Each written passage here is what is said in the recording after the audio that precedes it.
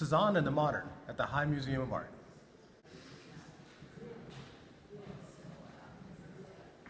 This is famously the first painting that my grandfather bought as part of this collection. He collected some decorative works before that, but this inspired him in a whole new direction. And he bought it in 1945, so just a year after the end of World War II, a period when their home, my mother and aunt and grandparents' home, was very dark and cold because of the war. And he brought this into their home, put it on the mantelpiece, and literally, I think, brought an energy, color, and warmth into their family life. And it started a lifelong passion for collecting modernist works that you can see here in this exhibit. What would your grandfather think of the show here at the High?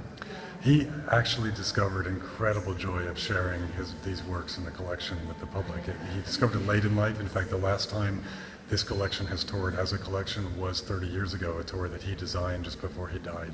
He died unexpectedly. It was a great joy of his to be able to share these, so he would have loved this. And he would have loved taking this to new audiences and new places. This is the first tour ever outside of the New England area. It's the first time these works have been together as a collection in Europe. And on this tour, this is the only American venue. After here, it goes to Vancouver.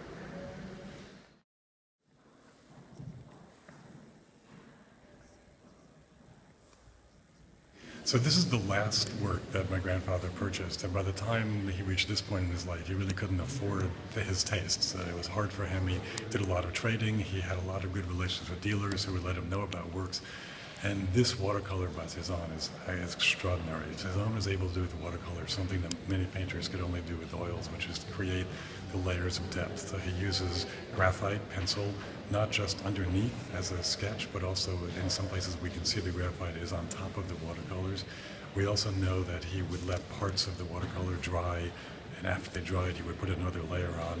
He may even have painted part of them in the field and then finished them back in the studio. We can see that there are pinholes in the corners of many of these works when you take them out of their frames, where he would pin them up in his studio, either to study further, enjoy, or maybe to finish. And this is actually one of my favorite pieces in the entire collection, delicate and exquisite. When someone comes sees the show, what's something they should walk away with? I think the message here is that my grandfather was not an educated man, and he didn't know anything about art. He discovered a passion with that single work that we saw, the Cezanne, and he developed it into a lifelong pursuit. It was, for him, as much about the hunt as what he ended up acquiring. And what I'd like people to take away is that all of us can find that passion, that whatever opportunities we have, it's really about what we make of them, not what's handed to us.